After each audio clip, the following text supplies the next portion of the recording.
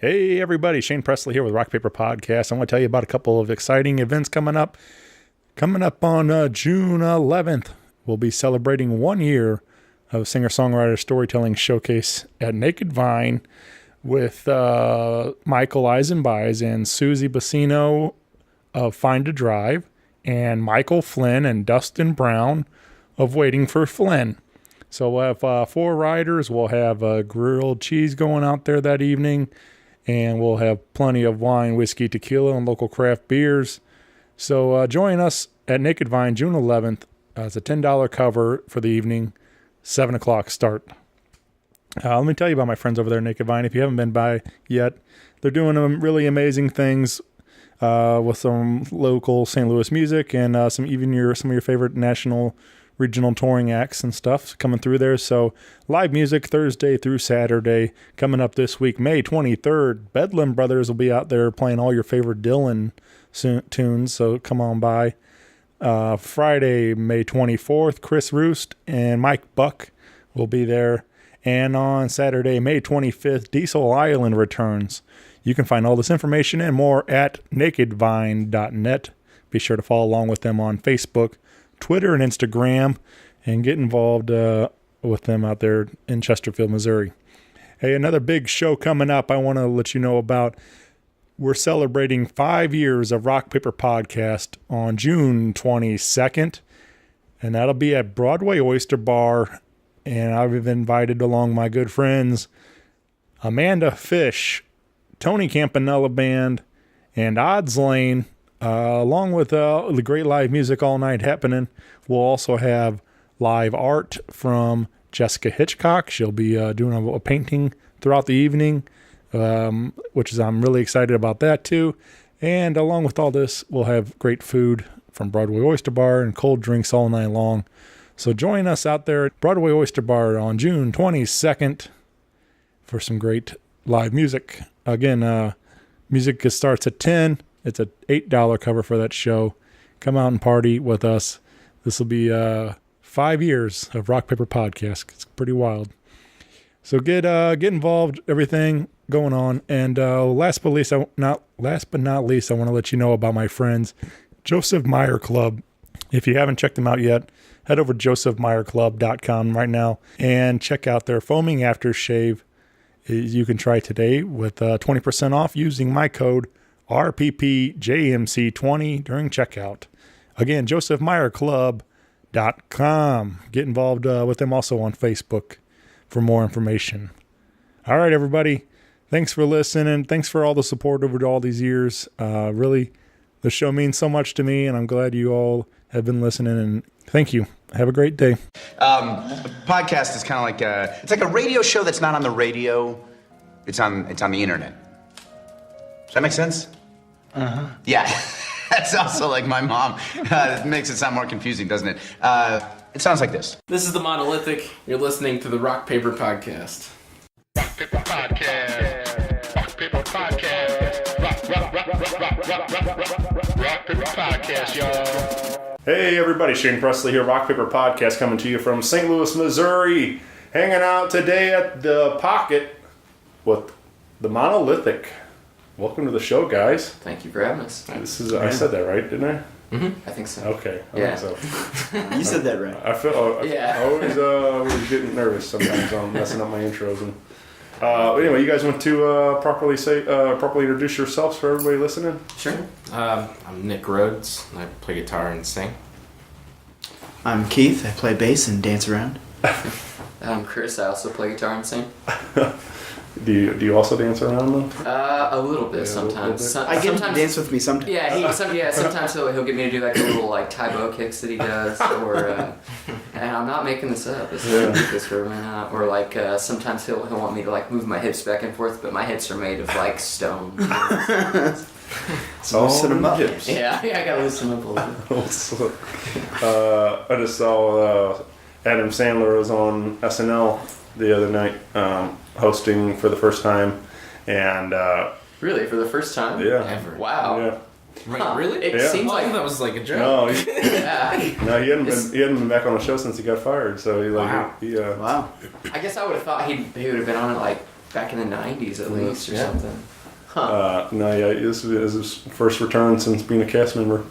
But anyway, they did a bit, and I've seen him do like a similar bit with other people. But it was kind of like all the SNL cast members were doing impressions of all the different characters that he's played. So there's like obviously Happy Gilmore and Billy Madison and Bobby Boucher and all this stuff, all these movie characters and stuff. And then there was one, there was like a Adam Sandler family reunion type of thing, and they were like, yeah, you get all your material from us, like we see you all, and they said, you gotta be careful what you say around him, and then they were like, no, he's like, no, I don't do that. I'm not stealing from you guys or what, putting you guys in my movies like that. And then Leslie Jones comes out dressed as Chubbs or whatever from Happy Gilmore, the golf instructor, and she's like, I know you got that character for me because one, I got a wooden hand,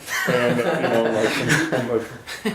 so anyway, and then she's like, it's all in the hips, doing that whole thing, and it was pretty funny though. It was pretty good. Anyway, that's a long story for to get to that reference. Took us down a journey. Yeah. But it was pretty funny though. Just getting that SNL royalty check. That Saturdays at 10:30. proud sponsor. Yeah. But that anyway, yeah. So this is cool, man, because this is our first time sitting down, hanging out, getting to know each other a little better. I believe we first met at Broadway Oyster Bar. Yes. You guys had come in and played over there, and I got to say hey and introduce myself, and so this has kind of been a long time coming. We've been, I think we talked about it a while back and everything, and we finally got it all squared away. We got it on the calendar. We're here today, and so I'm excited to get to know more about the group and what you guys have been up to, and but I guess kind of take me back, start at the beginning, like how's this band to get formed and everything. Oh man. Many iterations. Yeah. We technically formed, I guess, like right at the beginning of 2015, but it was like me and one of the other guys that's not here right now, Hunter. He was mainly on keys then. Now he switches back and forth between that and guitar, and then the other like guy that's always been there is Shane, our drummer. But we had like a different bass player and another singer guitarist that was in the band, and we've gone through like Keith's like our fourth bass player. Yeah, so he knows his time is limited. I know. I threatened him the other day that he can't quit. And Nick just joined 2 years ago, I guess now. It's been 2 years. And that's 2 years ago. Yeah, that's honestly when the band really started coming together for what it is now, I would say. Like, we were more of a garage rock band when we first formed. And then he kind of brought, I don't know, just different elements in general that kind of brought even different elements out in some of our other songwriting, like in my songwriting, and maybe in Hunter's too. He'd have to speak for himself there though. I brought an acoustic guitar. Yeah. We didn't really use acoustics in the band before. Now we've just added different shades to it. So I would really say that the band kicked off about 2 years ago when it comes down to it, and that's when we started going out a little more often. Like to different cities in the Midwest, and even like all the way out to the East Coast, stuff like that too, and it's not a bit out west, but we've never been all the way out west yet. So, right. Yeah. That so I guess that's like the dream though, right? Getting out there on the road doing it. It can be okay. Yeah. Yeah, it depends. It has moments. So. Yeah, it has. Yeah, as you do it more, you start figuring out like what cities work better for you. So you can start. Sometimes especially whenever you go for a long time, it can kind of suck to find out that one city doesn't work out, or maybe there's even dates that don't work out, like we figured out that like it never is fun to play on a Monday, like stuff like that. So, through that we've kind of like developed, we know exactly where to go to help grow our bases in different, like in saying like Nashville or Columbus, Ohio or Kansas City. These are cities that have been like kind of better to us as we go. So, So we start focusing on that. And there's cities where like people just go out to listen to music. Yeah. It's cool. Like Columbus is like the best place to play, it seems like. Absolutely. They go love out their music there. just to hear music. Yeah. You're not like a background band for something else that's going on. Sure. I was just actually having, I told you guys a bit off mic, I was hanging out with Patrick Sweeney last night, and somebody was asking where he's going next, and that was one of his next dates is in Paducah, Kentucky, and that's what he was saying. He's like, it's kind of a weird little town. There's not a lot going on, but there's a place.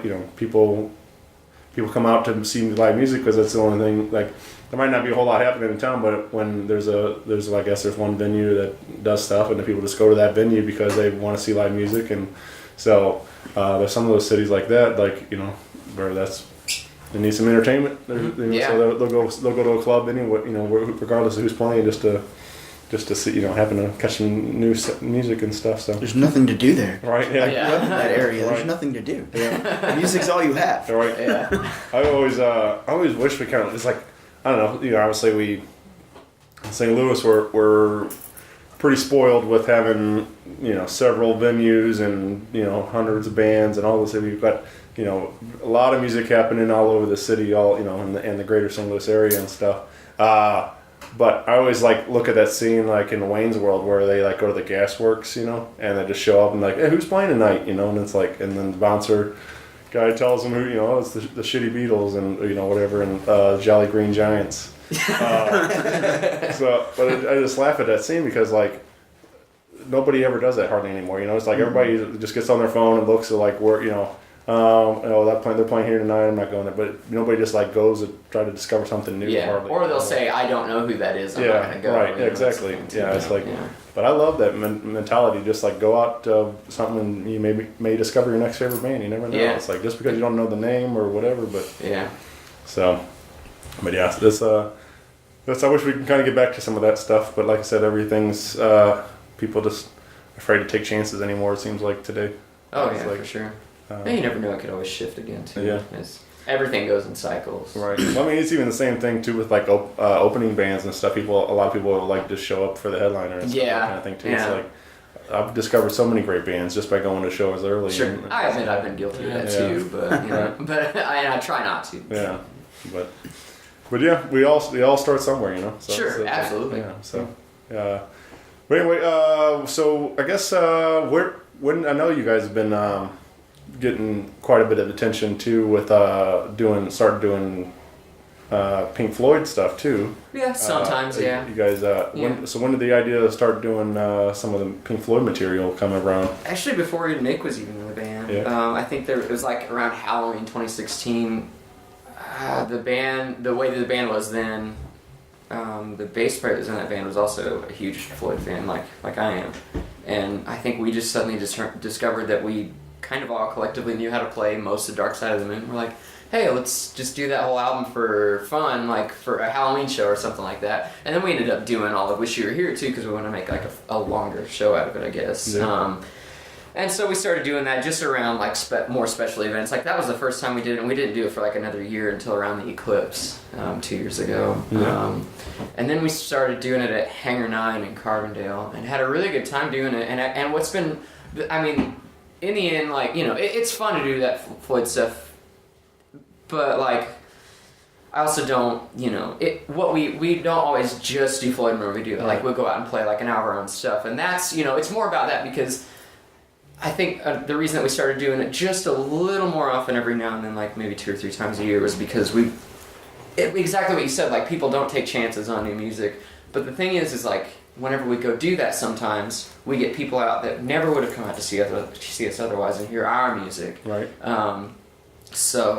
But they come out because they're oh, Pink Floyd, I want to hear that. And then, not that it's all about sales and all that, but we've made some of our best merch nights have been on those nights because people end up hearing our stuff and they're oh, I actually like that. And so now, and then we get more people to come out to our shows where we're playing our music. So that's kind of nice. And there's definitely times where I'm okay, I'm done doing this for now. Well, that's exactly what I was wondering if that's if you notice, people, you know, you hook them with some of the Pink Floyd stuff, but then they stick around because they like you guys as players, and they want to support the originals too. Yeah, absolutely. Like we just did it a couple weeks ago down in Carbondale again, and at the end of the night, before our last Pink Floyd song, I said, you know, this is our last one. We legitimately don't know anymore, so don't ask for more because we're just going to disappoint you. And even though we were done, people kept being like, you know, more. And I was like, all we're going to be able to play for you is our own stuff. They're like, that's fine. We're like, good. Yes, that's great. They loved it too. Yeah. So I mean, like, yeah, it's fun to do like that stuff, and like so we've been doing like 2 hours of Pink Floyd, and we started doing like 2 hours of Beatles earlier this year too. Nice. But in the end, it's just another vehicle to push our stuff, like I said, to people who normally wouldn't listen to us, and that's what it's all about. Like it's fun to learn all that stuff, but it's not like definitely not what we want to be known. Yeah. It's fun to do every now and then. Down at Oyster Bar, my buddy Sean Cannon plays there every Wednesday, and he does a different tribute every week. Oh, really? And it's always 3 hours of somebody else's, you know, like they do, like, I mean, they've done Led Zeppelin, Beatles, Bob Marley, Bob Dylan, you know, whatever, all the Tom Petty, Fleetwood Mac, Neil Young. Hell yeah. Yeah, there you go. We haven't quite done Weird Al. I think he might do it, like, because he's into that stuff. But we did do Tenacious D one night, which was a lot of fun. They've done a lot of you know, different stuff for sure, but that's cool. They did Ween last week, but anyway, why I bring it up though is because, as I say, exactly how I feel about that show. Like, yeah, it's a lot of fun to sing along to all these classic rock tunes that you know and you love, and but it's always a revolving cast of characters on that show. Like, you know, when he does rock shows, he gets the guys that he gets, you know, if he's doing Bob Marley, he gets the reggae guys that play that stuff all the time and that kind of thing. So it's like, but working that show every night, like, it's introduced me to all kinds of other St. Louis players, and then in turn I've learned and discovered their original music and stuff. Like, I mean, I love the way that this guy can play guitar or keys or sing or whatever, and then I went and discovered their other stuff. So that's why I was hoping the people were doing that same thing for you guys too, because that's what it's, you know, about. Like, it's not always just we're playing these cover songs and stuff, but like, we also have a bunch of great originals that we want to share you too. So it does work as a vessel for you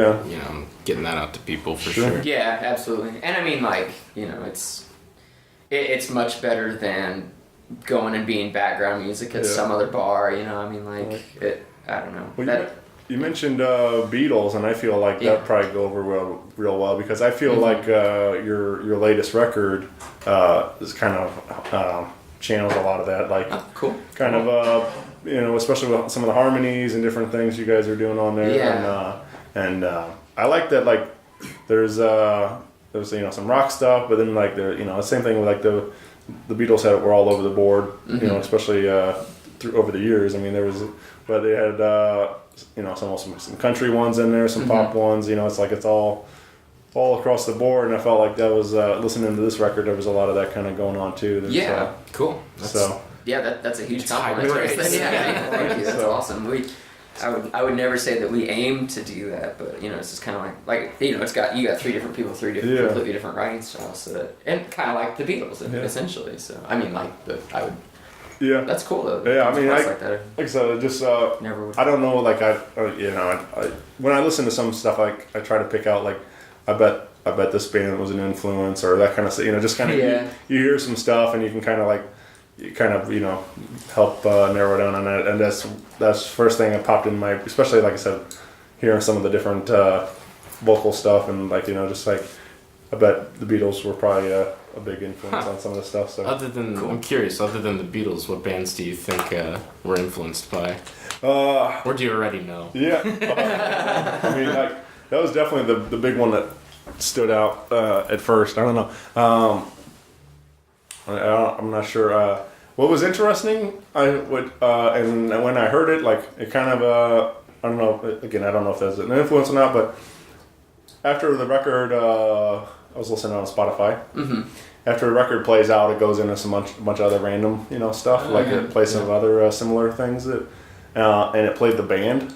Oh, nice. Yeah, Yeah, that's a good one. That is a good one. It was Hunter likes the band a lot. yeah, what track was it? Blanking on the name now.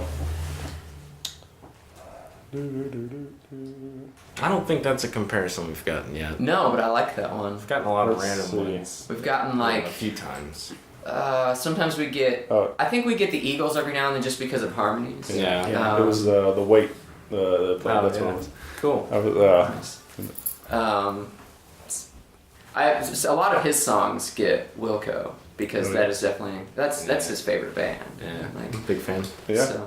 So I mean, and I think people always say like a bit of a heavier Wilco is what they say. They have, That's yeah. cool with me. And those guys are kind of Illinois royalty Yeah. and stuff. Yeah. From Belleville. Yeah. 20 miles away from where I grew up. All right. Yeah, so that's a cool comparison too. So like, I think we've gotten some people have said the Allman Brothers before. I don't quite see that one, but I can. Yeah, I don't see it so much instrumentally. Yeah. You know, with their instrumentation or something like Yeah. that. But I can see it on some of the vocals. Yeah, for sure. I like Too Much Fool. That's a little Allman Brothers Z. Yeah, a little bit. Yeah.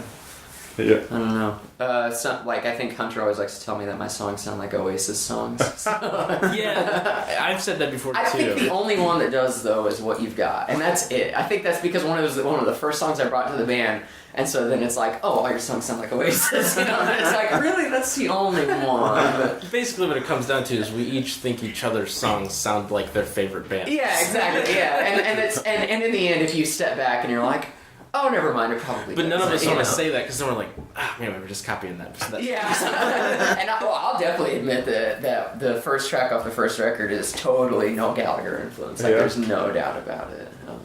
And I'm sure Square One probably has that too. Yeah. So that's fine with me. I don't think care. that's There's totally- worse bands to be compared It's to. cool when songs are totally influenced by an artist. Or Oh, absolutely. Yeah, I have no it's problem not like with you're it. copying them. You're just Right. emulating. You know, Yeah, I think at first I was kind of like, oh, well, he's saying that everything I do sounds like Oasis, and now I'm like, yeah, you're damn right, it does. Like, Why am I offended by this? yeah, it doesn't bother me now. I don't know. It doesn't, for some reason, doesn't bother me anymore. Well, let's give them a little sneak peek of what you guys have been up to. This is so in 2018, you guys released a record, Poolside Politics, which is again available digitally everywhere. Yep, and, it's on Spotify, Apple Music. If you want to purchase it on iTunes, that's cool too. Just in general, but yeah, you can stream it anywhere. YouTube. Yeah. I was gonna say YouTube. Oh, okay. Bandcamp. Google Play, I think it's on. Yeah, it's on Google Don't they Play, have yeah. a Google Play thing or something? Yeah, like it's that? pretty much on anything that you would stream anything on. a Russian pirating website. Yeah. Yeah. Yeah, listen to it on Spotify so we can get our .0004 cents. We're up to $12. Oh man, yes. Well, I always joke. People sometimes send me some advance copies of material that they want to talk about on the show and stuff, and then they're like, "All right, but don't put it, don't put it online anywhere." I'm like, "Oh, I already have it on LimeWire. Sorry." Stuff like that. Like That's funny. You know, like Yeah. but yeah, the old days of LimeWire and because Yeah, man. Napster. yeah, we could, Aries. yeah. I think I went through all of them. All right. Let's drop in a tune. This is called "Breaking Line," and what do you guys anything you want to share around "Breaking Line"? Hunter wrote the tune. Yeah. It originally started out as a bit more of like a folky song, I think. Yeah, it did. Hunter, if we're wrong, Hunter will correct us when he listens. But Yeah. I think it was slower, and then eventually someone just said like, just do it fast and let's be like, let's make it into a rock song. Yeah, like we're Did it like just do have- that kind of Neil Young kind of way. You know, like And then it never changed back. Right. For the Yeah. better, yeah. Right. Yeah. Yeah. Exactly. We were just because it was like, oh, that is so much better. Yeah. I think what it was that like he was playing it, and it's like, okay, this is a really good song. I think I was in a rut, and I was like, I don't know what to play on this because like you're like everything's kind of taken up. And maybe he said like, oh, well, let's speed it up and see what you want to do with it or something, or let's make it heavier. I don't know. And there was suddenly it was like, that's how it should be. Yeah, I can't remember how that happened. I don't know. I think it was slow when we started that, wasn't it? It was, yeah. It was also in a different key too. It used to be an E. Yeah. It's in D.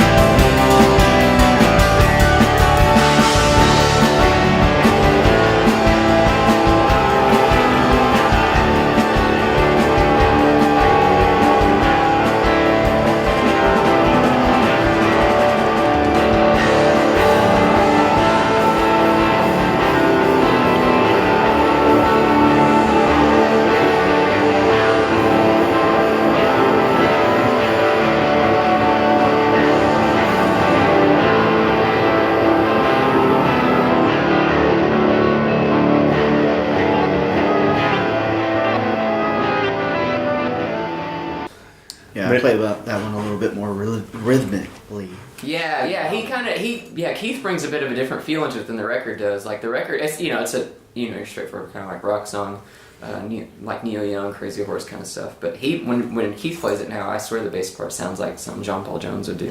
It's really cool. Yeah. Nice. Yeah. That I think that's fun too. Like especially when you guys go into the studio or working with that engineer and things, and they're like, hey, let's just take it up a couple BPM or whatever, and it like totally changes the feel of the song and makes it's like all right, hey, there it is, that's it. It's like you've been playing it one way for so long, and then all of a sudden like somebody just that one little change makes it everything. Oh yeah, for sure. And we like to road test material a lot too before we ever think about recording it. Like we play songs for months before we lay it down until we know like, okay, this is how the song's gonna go. Yeah. So a lot of the time, like our engineer, whenever we take it in, he's like, yeah, that sounds great. And every now and then you can tell whenever he doesn't like something we brought in, because we'll end a take and just be like, okay, it's like, Mike, what do you want to change? So it's kind of cool. Where did we record Poolside Politics at? We did 3 of the tracks actually at a place not too far from here called Jettison Studios with Dan Merriman. Nick knew him. Yeah, he was a college professor of mine. He taught recording classes there, and I took with him. Got to know him that way. Yeah. I think we did like 3 of Nick's tracks out there actually. Mm-hmm. We did more, but those are the ones that we kept for 4 years from there. And then we kept some of the other. We kept some of the. I'm trying to remember now. Like we kept some of the drums and then re-recorded some of the guitars other places. Yeah, It's kind of a mishmash of there and then Miss Under Studios in Southern Illinois. It's both those studios. Yeah. Very nice. Is that fun for you guys? Do you really enjoy the studio aspect of it, or? Yeah. Like Dan's place is so nice. Like he's got just state of the art, like just about everything. And actually, he just renovated again, and it looks incredible. It got flooded though. Did you see that? Did it really? No, I didn't see that. I feel terrible. Oh my god. So yeah, he's got amazing gear and just a nice setup, like beautiful. Super studio. nice place. Yeah. Really, really, really nice. And like Mike's place is really cool. It's just out in the middle of nowhere, and it's like a 2-level thing, so he's kind of like looking down on you while you're in the actual studio part, while he's in the control room. And the cool thing about there is, like, a lot of the time, I was just telling Keith this on the way here actually, like we'll go in there and we'll be like, hey Mike, tomorrow we want to record until like 2 or 3 in the morning. Is that cool? He's like, yeah, that's cool. No problem. And we'll start at like 2 or 3 in the afternoon. So that's like our. It's kind of like going back to the Beatles. It's kind of like whenever they're doing like Sgt. Pepper and all that, and they'd be in there until like all hours of the night because they preferred working then, and we do too. We like working really late, so as opposed to getting in there in the morning. Right. You don't feel like you can be very rock and roll in the morning. So. Yeah, that's always laugh. I'm a big Howard Stern fan, and I a lot of times, obviously, it's a morning radio show, and he gets these bands to come in and play live, and that's a lot of them are like. Either had a gig the night before or whatever, and they're rolling in there like 7, 8 in the morning and trying to be rock and roll, and they're all like, "That's really hard." It's like they're like, once them play live, and they're like, "Well, we'll see, we'll give it a shot. We'll see if these, vocal cords want to work in the morning and stuff." And, a few weeks ago, Keith and I were on a radio station promoting one of our Carbondale shows, and he was having us play like 2 or 3 songs. I just did him on acoustic, and he had his bass there too. And it was at like 10 in the morning, which isn't terrible really in the end, but like my voice is feeling it. It's like, I cannot. I need to be awake for like several hours before I can sing. Yep. Well, we do have a big show coming up. You can come see these guys live in St. Louis, Missouri at Schlafly Tap Room on May 24th. With my good friends Bruiser Queen, which they're a whole lot of fun. And from New York City, the Hell Yeah Babies. Yep. So, which is a fun name. They are a ton of fun. They're a fun band. Yeah. It just sounds fun. Yeah. They are. Yeah, I can't wait for you to meet them. I have seen very few bands put on a show as entertaining as they did. Oh, absolutely. It's like Elton John meets, I don't know. And it's kind of funny because I almost think that their singer looks like Elton John too. A little bit. Especially when he puts those bigger glasses on. Oh, yeah. Yeah, I think that might be part of it. Because we played with them in New York City. That was how we met them. Nice. And they were, like, off the bat, they were so cool. Like, they brought out a lot of people, too, which is really great. Like, they seem to be doing a good job for themselves in New York. And they've got, like, this whole shtick with their name. Like, what did they say again? Like, something like, "Are you guys feeling good tonight?" or something like that, you know, and their crowd's got it down now, where they're just like, "Hell yeah, baby," or something like that. I can't, it's hilarious. They're so entertaining, they move all over the place, but they're tight, too. They've got tight harmonies, tight instrumentals, just, they're so good. They're this amazing four-piece, like, kind of, like, pop rock. I don't know necessarily what to call them. They're so it's just good. really entertaining. Like whenever we played with them in New York City, I think they were on like their last or second to last song or something like that, and they were already just killing it. And like at the end of this song, their singer and maybe he's like the rhythm guitarist. I don't know necessarily. He's one of their guitarists, anyways.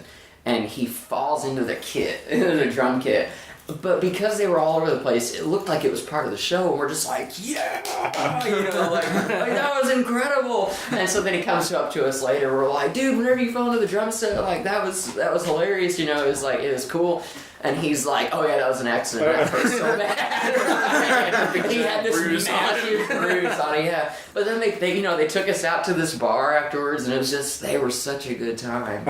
And so Super nice guys, really great songs. Yeah. The whole thing. Are looking forward to playing with them in a couple of weeks. They were so cool. Yeah, man, check it out. That sounds fun. Yeah, and it's completely free too. Yeah. That's the even better part. Free to get in. Nice. So, 9:00.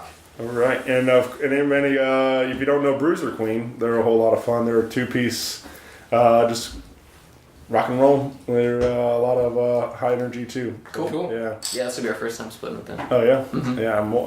Morgan on vocals and guitar, and Jason on drums, and they just good old fashioned rock and roll kind of stuff. So yeah, awesome. They're a lot of fun. I've seen them a bunch of times. They got a really great record that they put out a while back, and even like on the record too. Like it's fun to see them like kind of elaborate on some stuff, but they kind of even go like a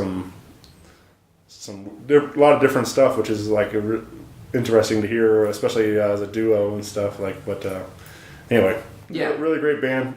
Check them out too. Cool. Yeah, everything May 24th, Schlafly Tap Room, and of course a bunch of cold beverages, of course, from Schlafly will be on hand. So, but that whenever you guys you can get involved with the Monolithic on Facebook and Instagram, see where else they're coming to a town near you. Mm-hmm.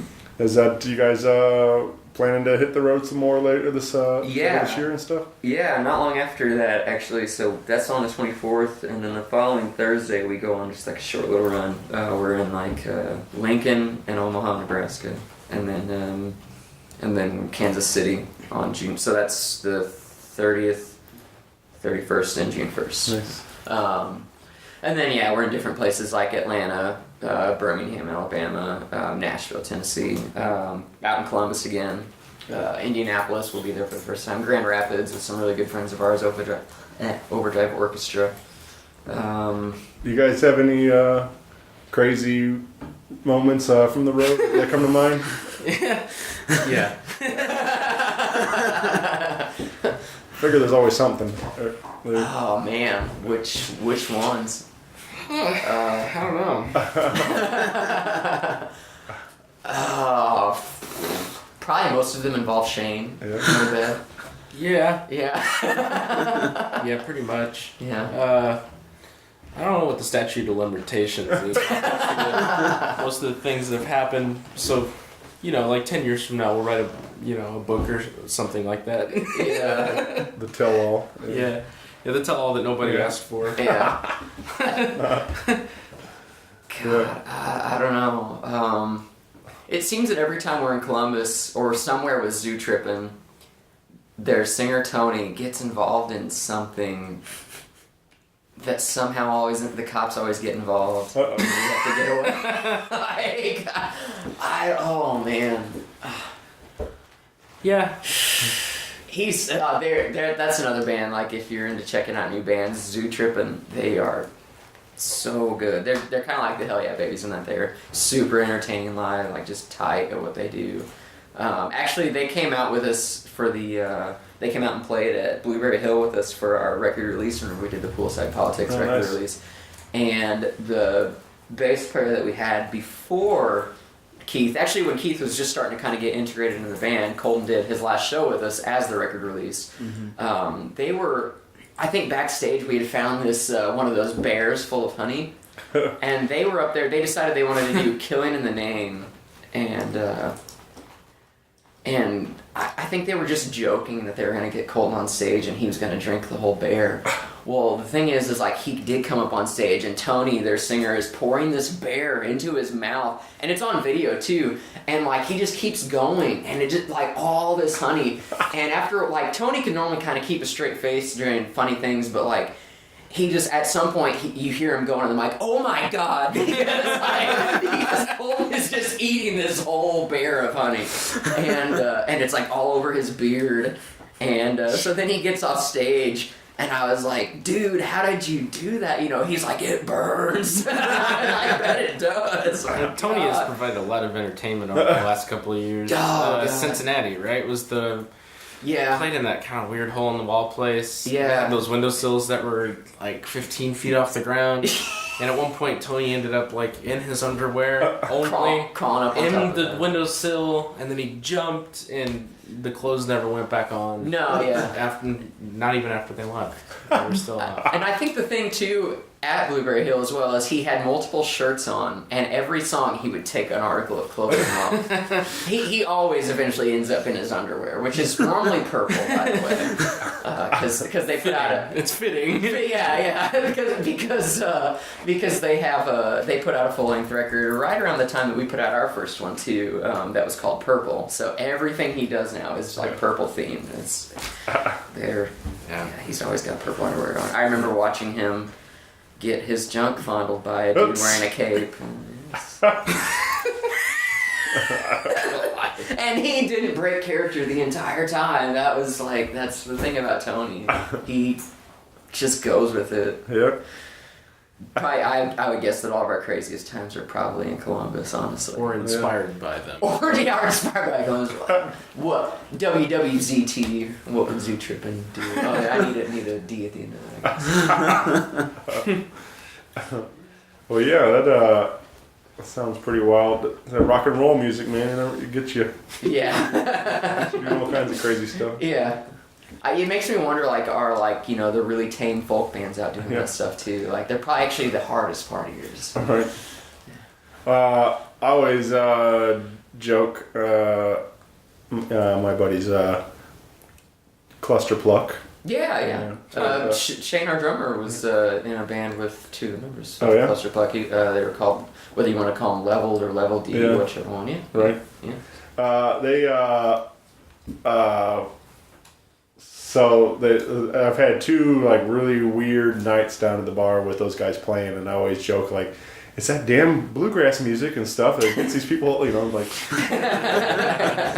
not quite bluegrass, but they probably wouldn't. They don't like being called bluegrass they're grassy. Oh yeah. But anyway, it's just that's I always feel like it's it's that whole joke though for sure. But that there's a lot of, I don't know why, but it always seems to be some strange things happen when those guys are on stage. So I'd say that honestly just comes from hanging out with those guys, because it's all there's this specific group, and it's a lot to do with the people that used to be in that band together with our drummer Shane. They all can just end up doing the craziest stuff. Right.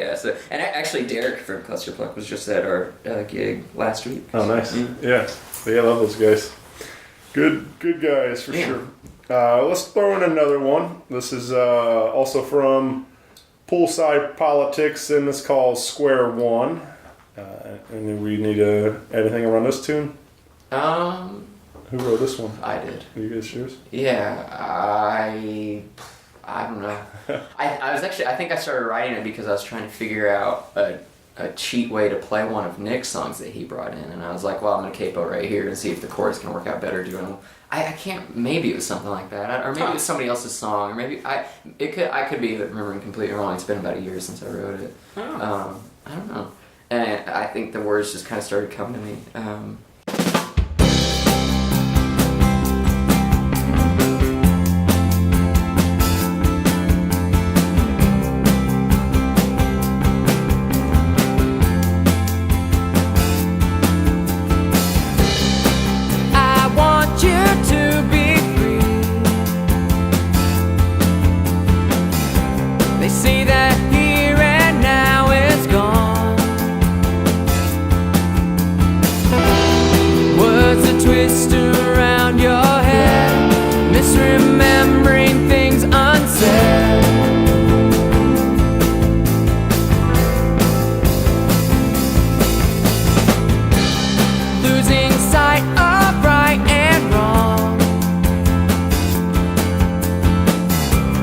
Black and white that turns to gray.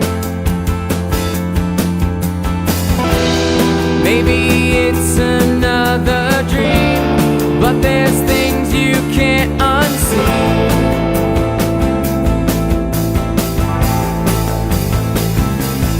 And we're back to where we started. Nothing has been done. Just another fight that can't be won. Spinning circles, maybe it's a sign of what's to come. We're back to where we started at square one.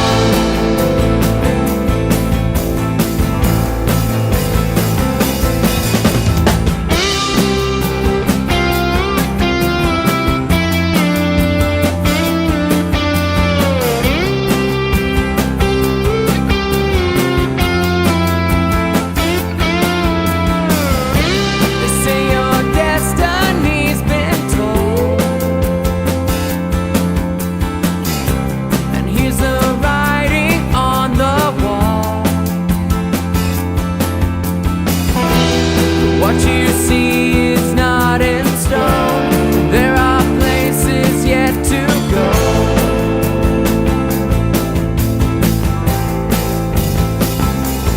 But we're back to where we started. Nothing has been done. Just another fight that can't be won. Spinning circles, maybe it's a sign of what's to come. We're back to where we started at square one.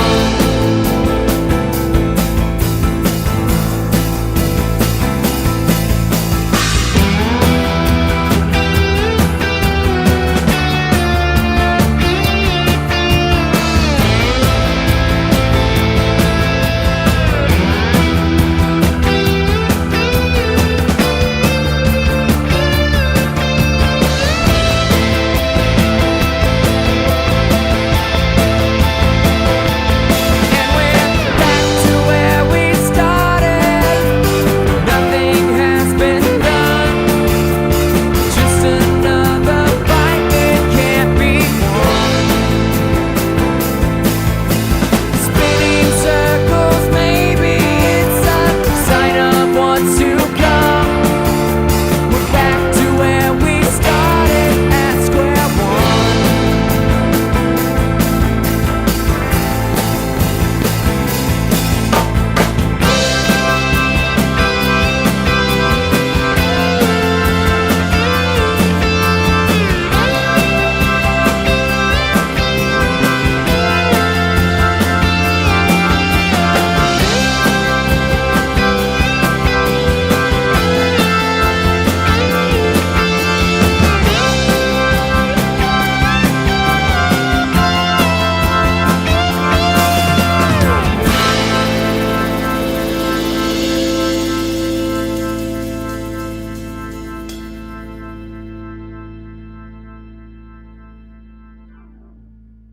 Do you guys do a lot of like? Is it when you pitching to the band and stuff? You guys just write your own stuff and then bring it in and figure out how to make it work as a band? Yeah, mainly. Some of the stuff lately that we've been working on has maybe a little bit more of it has been like I've just kind of got a loose idea and like see if anybody else can add to it. But yeah, for the most part, it's like we'll have the full song written and sometimes it's like, hey, take this and do whatever you want. With Square One, actually, that was probably one of the few times where one of us came in, I guess this time it was me, and was like, I know exactly how I want the song to go. You play like this, like, and I could hear the whole thing in my head, whereas other times it's like, I don't know, play what you want and we'll see what it turns into, kind of thing. So yeah. That was the difference on this one. Nice. Yeah. Yeah, I like that kind of stuff. Like, I just kind of the how some of these things come together and stuff. Just that, and that's a lot of why I like doing this show, getting the stories and behind some of these songs and all that stuff like that. So it's fun, man. But we have one more record out there. Like I said, you guys released Poolside Politics in 18, but the self-titled came out in 17. And again, that's out there, available everywhere too. And we have a song called Smokes that we wanted to share with you guys. Yeah. And anything you want to add around Smokes? That one's by Nick. Yeah, that was one of the first few songs I wrote where I was like, hey, I don't hate listening to this one. So, when Hunter brought me in to play with these guys, he's like, hey, he's got some songs. And that was one of the ones that I showed them pretty early on, I think. Probably in the first practice, actually. Might have been. Yeah, So, probably was the first one. That and... Further East Side. Yeah, Where You Think You're Going, I think. Yeah, those are the three. Yeah, I don't know. It's kind of your standard, like, folk song, Yeah. Yeah, it's kind of just about growing up in rural Illinois. Yeah.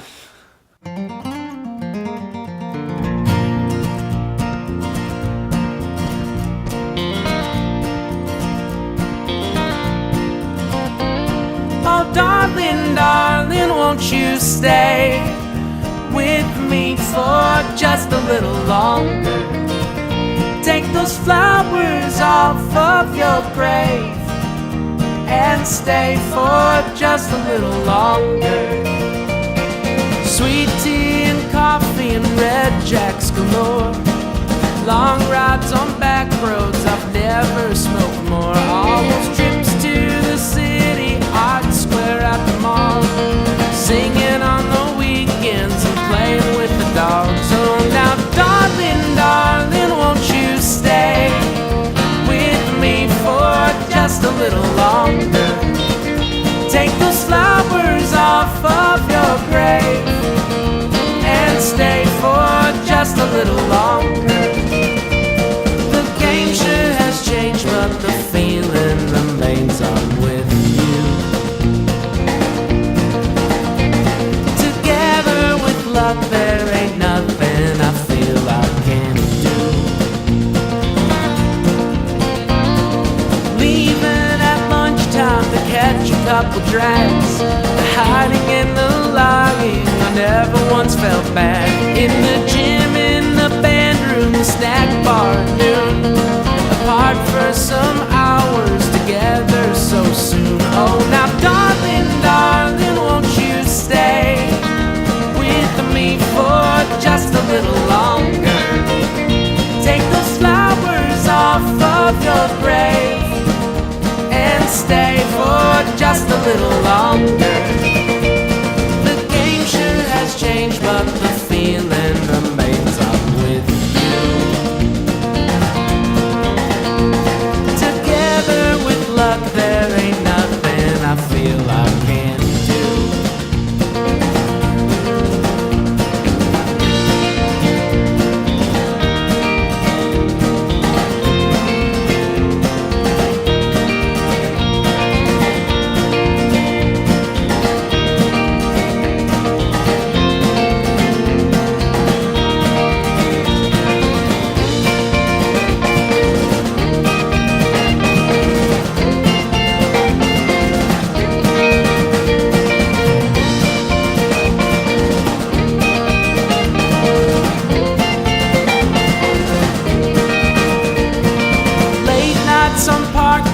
there's cops at your door. Purposeful accidents all over the floor. When the hammer it drops, play some piano at dark. I know I won't see you till the dusk is in the dawn. Oh, now, darling, darling, won't you stay with me for just a little longer?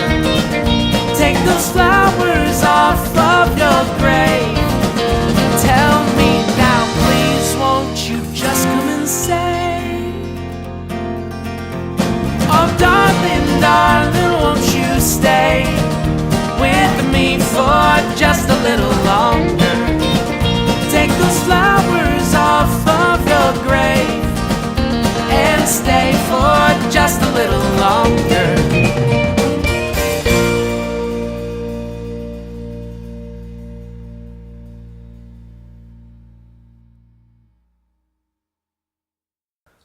He's always got like every time he introduces the song live, it's kind of funny because he does like almost a different one every night. Whenever he does it, I mean, like a lot of time, like sometimes he'll be like, "This is about me missing cigarettes" or something like that. But like, Depends on how stressed out I am. yeah. Basically. Like there was one that I really liked. Like a month or two ago, we were in the middle of nowhere in this like small town in Illinois called Germantown, and he's just like before it, like, because sometimes he'll talk about something completely unrelated to the song and just be like, well, anyway, here's this song, you know? Like, so that one time he was just like, why is it called Germantown? Like, he just kind of like goes on this like diatribe of like, I understand, like, you know, probably a lot of Germans settled here, but why this town above all the other German towns in Illinois? Like, why is this one specifically Germantown? Like, those it was people just weren't they weren't paying attention at all. It's just like, I'm just gonna make fun of your town's name. Start listening to me.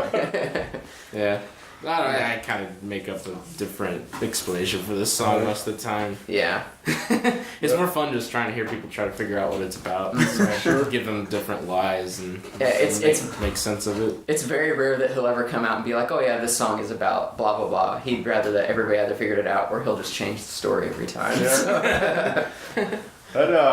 That's funny though too. Like as a fan, I'm sure people probably just catch on to that too and probably want to see what you're going to say next and stuff, you know, like that kind of stuff. Yeah. I don't know, maybe. Sometimes it's funny to, especially like my wife will try to guess what a song is about whenever she hears it for the first time. And I think with Smokes, I think it was Becky maybe that thought, and whenever she hears this she might correct me, I could be totally wrong. I know somebody at some point in time thought that the story was about that somebody had murdered their significant other with a hammer. There were some really, really dark theories out there. Yeah, and it's like, it's actually like kind of a love song, you know? It's not really like, because like, and I think it was just because of the when the hammer falls line, you know, like that she thought that, and that it was kind of like an obsessive lover kind of thing, like stalkerish, whatever. And it's so, and the thing is like, I don't think Nick had even told me what it was about then whenever she was guessing that. And so I was just like, hey, Becky thinks it's about this. And the funny thing about Nick is he'll just laugh and then not tell you what it is. Like that you're right or wrong, you know? Like, it's like, so, but I kind of figured that. It's way more entertaining having people try to figure out what nonsense words mean when they're put together. Right. A lot of the time, if I write a song, though, she's always like, is this song about me? I'm like, no, like, not everything is about you. I think all wives do that. Oh, probably, yeah. Lindsay does the same thing. Does she? Yeah. Oh, yeah. I mean, I could understand. I guess, like, if Becky wrote a song, you know, and was a musician, then I'd probably be like, oh, is that about me? You know? Yeah. I think there was a girl that I dated in college that recorded a whole EP that I kind of felt that way about. And she recorded it with actually a guy that I was in a band with, like a prog rock band with at the time. But he was also he was a really good engineer too. And she recorded like 6 or 7 songs with him. And even he though was like, hey man, I think all these songs are about you. Like, it's kind of weird. I was like, maybe, I don't know. And her name was Taylor Swift. Yeah. God, you caught me. Dang.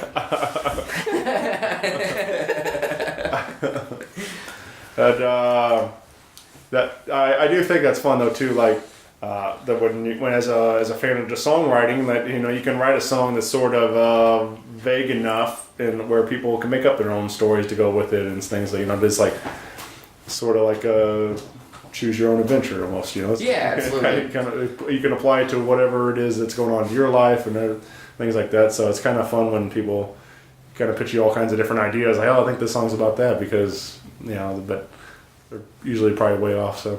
Oh yeah, for sure. Yeah, it's fun. That again, all these available digitally everywhere. Grab a copy, or do we have physicals at the shows? Or Yeah. Mm-hmm. Yep. So you can come get a copy again, May 24th, Schlafly Tap Room, and get involved with these guys online, again, Facebook and Instagram. We were we mentioned earlier, and we were having a lot of laughs talking Weird Al. Before the show, he's coming to town. He's actually, unfortunately for me, he's in town the same night. I'm throwing a party at Oyster Bar for the 5th annual birthday show for this podcast. Uh-huh. So that's very exciting for me to celebrate in 5 years. But it's the same night Weird Al's in town, and so I don't think I'll be able to make it. But he, we were laughing and talking about what an amazing performer he is and stuff. But do you guys listen to a lot of Weird Al on the road or any of that stuff? I know I have growing up. I've listened to everything he's ever made. Yeah. I'm a huge fan. Yeah. I didn't know that about Chewy. Oh Now I yeah, have that in love common. it. I have every album, even like his food album, everything. Now we're gonna be like, you guys are just gonna be like piloting the van from on. That's all we're gonna listen to. Hey, Weird I Al. won't complain. I love Weird Al. 15 hours of Weird Al. Let's go. Let's do it. Entire anthology. I really wanted. Not long ago, they put out an accordion with all of his vinyl records, like the entire catalog. Which I was like, man, that'd be a really cool thing to have. Just, as a fan, for sure. Yeah. But the fact that they put it in an accordion was that's perfect. I wonder how much did that cost? It wasn't cheap, but I bet. yeah. But you get like 20 albums or something like that. Jeez, it's 20 albums now. Whatever, something. No, I don't know. Whatever it is, it's a lot of them. Like He's made a lot. Hell, the guy's been going 30 something years or whatever. Yeah. So. Yeah. His Yeah, TV show it's- was amazing too. Yeah. TV show. He had a TV show, No way. Weird Al TV. Yeah. Really? Al TV, yeah. Alright, Back look in it the up. early 90s. I'll look it up. Huh. I guess I'm not as caught up on Weird Al. Yeah. Yeah. Get with the program. Yeah, these two will probably be Things are changing. Yeah. It is pretty wild though to think about like a guy that's been doing it that long, and then today he's still as current as ever. Maybe more successful than ever. It's like there's some of those. Just a couple of years ago, he was like his songs were right there. Like with some of the other hits and stuff like it. So it's just like kind of crazy to think that that these parodies are people still want to hear all this stuff he's doing and things like that. It's pretty crazy to think about, man. That career that he's made out of All started was it in the like bathroom his- too. Yeah. What was his last album was the first one to reach #1 or something like that? I think Isn't so. that right? Yeah. Yeah, which kind of mind-boggling. Yeah. A while, and the last one was the first one. He inspired a whole generation of people who did parody stuff. Yeah. Sure. Yeah. Like he was one of the first ones to become popular doing it. Oh yeah, it was nice to like a guy that let you know it's okay to be weird too. It's like for a lot of those kids. So And like in a world where artists freak out if you copy their melodic passage or something like that. Right, yeah. It was like a mark of honor if you Yeah. parodied your song. Everyone Yeah. was pretty on the same board as far as that's cool. I'm okay with them parodying my song. I think I remember reading a story where like Kurt Cobain, whenever he covered "Smells Like Teen Spirit," that was he even was that's the sign that we've made it. Yeah, Weird Al wants to cover one of our songs. A lot of people are honored by him wanting to do it. Oh, I absolutely would be. I'd be like, do a whole album, do it, please. We'll be your backing band on it, The thing that's awesome about his music, to me at least, is that it's not only funny lyrics. It's not only a good performer. Like, it's the whole thing. He sings great. The lyrics are great on the songs he writes himself. Like, the backing band is amazing. Super It's talented. the whole thing. It's awesome. Yeah, there's a DVD that comes with the I don't remember which album it is. Anyways, it's got the Weasel song on it, if you know what that is. Anyways, it shows him in the studio, like, orchestrating how the vocals are going to go and who's going to do this and do that. And, like, first time I ever saw that from him, it was so mind-blowing to see how, much he is in the writing of the songs. He's not just writing the song and then performing it and everyone else does their part. He's orchestrating the whole thing. Huh. It's Super fantastic. talented. Yeah. Absolutely. I bet he's a hardworking dude. Yeah.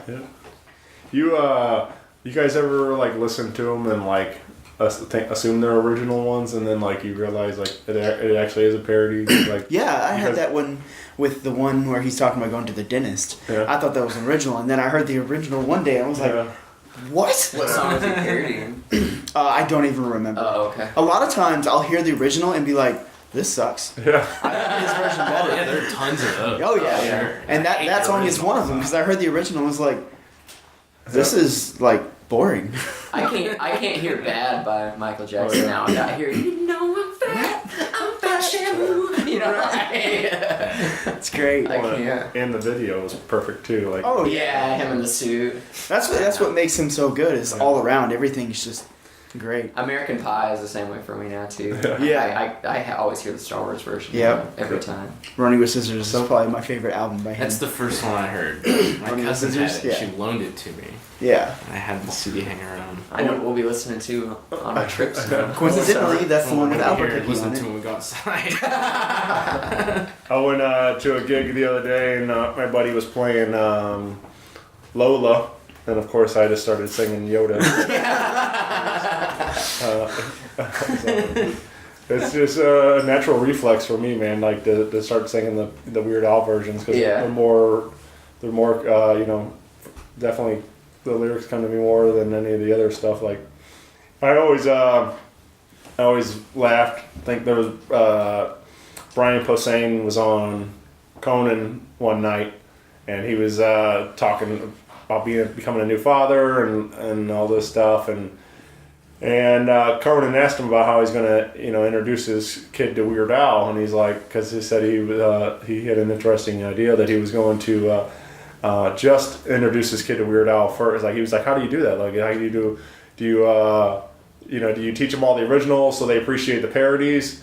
Or he's like, or do you just teach them Weird Al? And then like one day he's at a high school dance and he's like, man, who's this guy ruining Eat It?